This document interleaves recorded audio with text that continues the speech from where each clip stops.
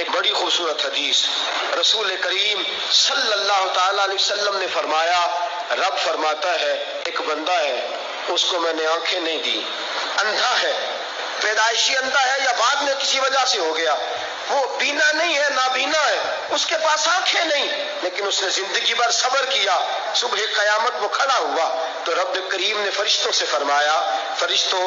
इसको मैंने आंखें नहीं दी, बेचारा ना बेटी देख सका, ना बेटा, ना बाप देख सका, ना माँ, ये कोई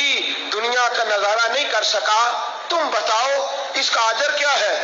फरिश्ते कहते मौला जन्नत का आला दर्जा दे दे, अल्लाह इसे बेहिसाब बख्श दे, या अल्लाह इस पर रहमतों के दरवाजे खोल दे, या अल्लाह इसको नवाज दे।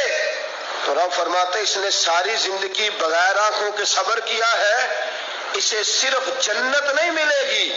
बल्कि आज इसे इसका रब अपना दीदार भी कराएगा।